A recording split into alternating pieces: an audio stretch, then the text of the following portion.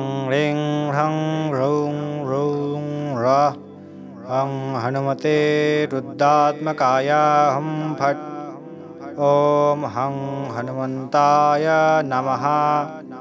ॐ नमो हनुमते रुद्रावताराय सर्वशत्रुसंहरणाय सर्वरोगहराय सर्ववशीकरणाय रामदूताय स्वाहा।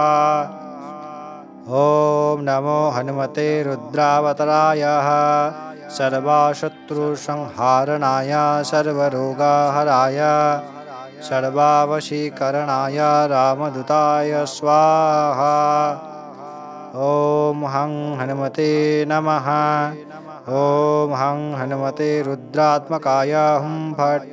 महाबलाय वीराय चिरञ्जीविने उद्यते हरिणे व्रजदिहाय चोलङ्घे तमहाबये।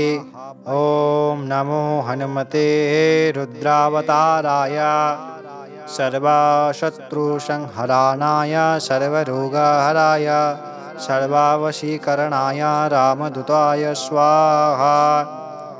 ॐ नमो भगवते अञ्जनेयाय महाबलाय स्वाहा। ॐ नमो हनुमते रुद्रावताराय सर्वशत्रुसंहरणाय सर्वरोगहराय सर्ववशीकरणाय रामदूताय स्वाहा।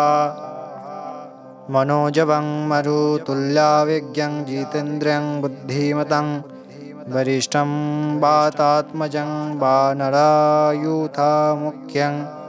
श्रीरामदूतं शरणं प्रपद्ये।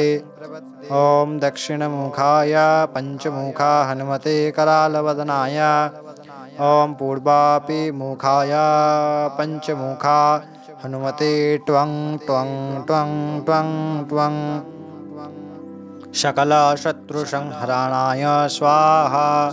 नरसिंहाय ॐ ह्रं हं ह्रीं हुं हुं ह्रः सकलभीतप्रेतदमनाय स्वाहा। मर्कटेश महोता स्वाहा सर्वशोकविनाशनः। ॐ